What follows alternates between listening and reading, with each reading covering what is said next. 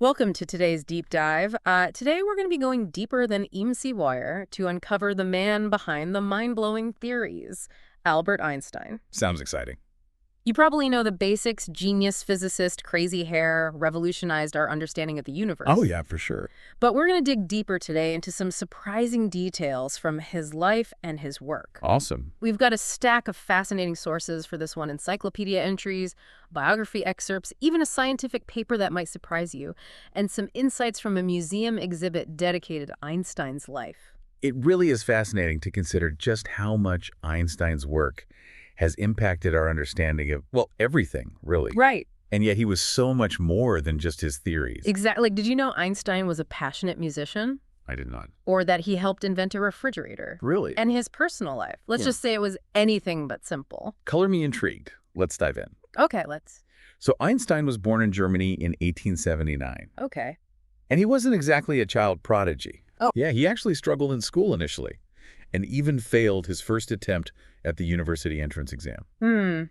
That's kind of comforting, honestly. Yeah. Even Einstein had setbacks. Right.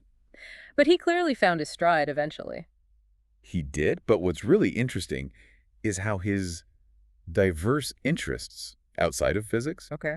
music, philosophy, even observing nature, seem to have fed his scientific thinking. One of the sources mentions Einstein being fascinated by the way rivers meander. He even wrote a scientific paper about it in 1926, connecting these observations to Bayer's law in geography, which explains how rivers erode their banks. Wow. Who knew Einstein was so into geography? Right? But this wasn't just a random fascination. Yep. Einstein saw a connection between the seemingly chaotic flow of water and the underlying principles governing its movement. He was always looking for patterns and connections, even in the most unexpected places. And this type of thinking, seeing the universal in the everyday, is likely what led to his miracle year in 1905. His what? His miracle year. This was when he published 4 groundbreaking papers that revolutionized physics to have that kind of impact in a single year. It's just phenomenal. It really is. To put it in perspective, an annus mirabilis, or miracle year, is incredibly rare in the history of science. And Einstein's 1905 was truly remarkable.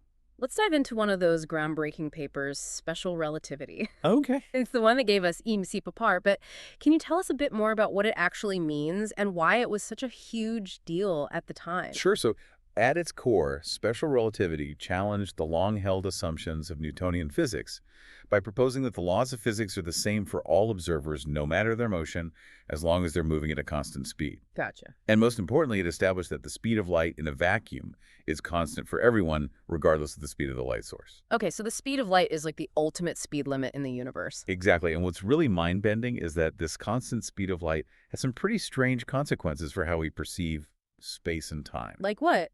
I'm ready to have my mind blown. Well, one of the implications is time dilation. Okay. Imagine you're watching a clock moving at a very high speed. Relative to you, from your perspective, that clock would appear to be ticking slower than a clock at rest. And the faster the clock moves, the slower it seems to tick. So time is relative. It's not constant for everyone. Exactly. Time is not absolute, but is influenced by motion. Wow. And it's not just time length is also affected by motion. Really? Objects moving at high speeds appear shorter in the direction of their motion, a phenomenon called length contraction. Whoa, that's wild. So our everyday perceptions of space and time, the things we take for granted, are actually just approximations because we're not moving at speeds close to the speed of light. Precisely, Einstein's special relativity revealed a deeper, more fundamental reality that operates beneath our everyday experience. And this is just one of the groundbreaking papers he published in 1905. Yeah. Another one was about the photoelectric effect. Yes. Can you give us a layperson-friendly explanation of what that is and why it earned Einstein a Nobel Prize? Sure. You know how solar panels convert sunlight into electricity? Yeah. That's the photoelectric effect in action. Einstein explained this phenomenon by proposing that light, which was previously understood only as a wave, can also behave like particles called photons. So light is both a wave and a particle. It's like the universe is playing a cosmic game of which one is it. You could say that it was a radical idea at the time and helped lay the groundwork for quantum mechanics, a whole new branch of physics that explores the bizarre behavior of matter and energy at the atomic and subatomic levels. Okay, I'm sensing another deep dive in our future, but before we go full quantum, let's stick with Einstein. His miracle year was just the beginning. He went on to develop his theory of general relativity, which is even more mind-blowing than special relativity. General relativity deals with gravity, and it's completely different from Newton's classical view. Einstein proposed that gravity is not a force, but a curvature of space-time caused by massive objects. I've heard the analogy of a bowling ball on a trampoline, where the ball represents a massive object, like a star, and the indentation it creates in the trampoline represents the curvature of space-time. That's a great way to visualize it. Objects move along the curves in space-time, and that's what we perceive as gravity. So gravity isn't pulling us down, we're just following the contours of space-time? Exactly. And this curvature of space-time has some fascinating consequences, like the bending of light around massive objects. I think I need a moment to process all this. It's amazing to think that one person could come up with these groundbreaking ideas that completely changed our understanding of the universe. Welcome back to our deep dive into the world of Albert Einstein. It's great to be back. We've just begun to scratch the surface of his incredible mind and how his theories reshaped our understanding of the cosmos. It's really quite remarkable. As we delve further, you'll see how Einstein's genius wasn't just about complex equations. Right. It was also about his ability to visualize complex concepts, often through thought experiments. Yeah, definitely. Yes. I read about his famous thought experiment involving a falling elevator, which helped him develop the theory of general relativity. Can you walk us through it? Okay, so imagine you're inside an elevator with no windows. Okay. If the elevator cable snaps and you start falling freely, you'd experience weightlessness as if gravity had suddenly disappeared. Okay, I'm with you so far. Now, picture a beam of light entering the elevator. From your perspective, inside the light would travel in a straight line. Makes sense so far, but I'm guessing there's a twist. There is. For someone standing outside the falling elevator watching it plummet, that beam of light wouldn't appear straight. They'd see it curving downwards along with the elevator. Wait, so the path of light itself is affected by gravity? Exactly. This thought experiment led Einstein to the realization that gravity isn't a force acting at a distance, as Newton had proposed. Instead, it's a warping of space-time caused by mass and energy. That's a pretty radical shift in thinking. How did the scientific community react to this idea? Initially, there was skepticism. Of course, it was a bold claim that needed extraordinary evidence. And that's where the 1919 solar eclipse expedition comes in. This event became a pivotal moment in the history of science and propelled Einstein into the global spotlight. This is the expedition led by Sir Arthur Eddington, right? Yes. The one where they tested Einstein's theory by observing the positions of stars during a total solar eclipse. That's the one. See, Einstein predicted that the light from distant stars would bend as it passed by the sun's gravitational field. And this bending would be most noticeable during a total solar eclipse when the sun's light is blocked by the moon. So Eddington and his team traveled all the way to the path of totality to measure this tiny deflection of starlight talk about dedication. Absolutely. They faced numerous challenges, including equipment issues and the pressure of proving or disproving one of the most revolutionary theories in physics the world was watching. And what were the results? Eddington's observations confirmed Einstein's prediction, showing that the starlight was indeed deflected by the sun's gravity, just as general relativity predicted. That must have been a huge moment for Einstein. It was a sensation. Headlines around the world proclaimed Newtonian ideas, overthrown and hailed Einstein as a scientific genius. Overnight, he became a global icon, and general relativity became a cornerstone of modern physics. It's amazing to think that something as seemingly abstract as the curvature of space-time could be measured and proven. It speaks to the power of scientific observation and experimentation. But Einstein's life wasn't just about equations and eclipses. Our sources also delve into his personal life, which was well complicated. Yes, his relationships were quite complex. Let's start with his first wife, Mileva Maric. They met while studying physics at Zurich Polytechnic, and Mileva was a brilliant mathematician and physicist in her own right. So they were both science nerds. It sounds like a match made in a physics lab. They certainly shared a passion for science, and some scholars even believe that Mileva contributed significantly to Einstein's early work. However, the relationship faced many challenges, including societal expectations that often limited opportunities for women in science at the time. And they had a daughter, Laserl, whose fate remains a mystery to this day. Yes, the details surrounding Laser's life are shrouded in uncertainty. Some historians believe she may have been given up for adoption or that she may have died in infancy. It's a sad and intriguing footnote in Einstein's personal story. It certainly adds a layer of human drama to the picture. So what ultimately happened between Albert and Mileva? Their relationship deteriorated over time, leading to a separation in 1914, Mm. and as part of their divorce settlement in 1919, Einstein agreed to give Mileva any money he might receive if he won a Nobel Prize. Wow, he was that confident in his work. It's almost like he knew he'd win, but he was already involved with someone else by that point, right? Yes, he had begun a relationship with his cousin Elsa Lowenthal while still married to Mileva. They married in 1919, shortly after his divorce. However, even this marriage wasn't without its complications. Of course not. What kind of drama are we talking about here? Well, it seems that Einstein had a number of romantic relationships both before and during his marriage to Elsa.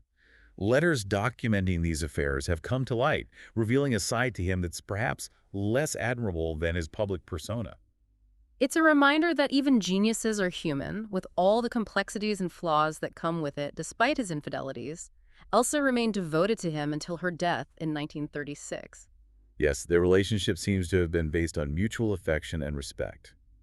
Elsa played a crucial role in managing Einstein's public image and shielding him from the overwhelming demands of his newfound fame. So she was like his manager, protector, and confidante. In many ways, yes.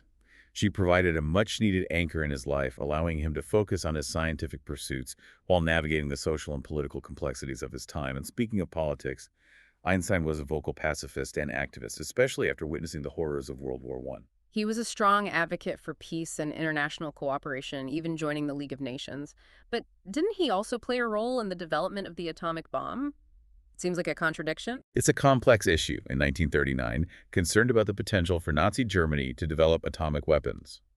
Einstein signed a letter to President Roosevelt urging the U.S. to begin its own nuclear research. So he felt a moral obligation to warn the U.S. government about the potential threat. Yes, but he later expressed deep regret for his role in initiating the Manhattan Project. The devastating consequences of atomic bombs weighed heavily on him, and he dedicated much of his later life to advocating for nuclear disarmament and world peace. It's a stark reminder of the ethical dilemmas that scientists face, especially when their discoveries have the potential for both good and evil.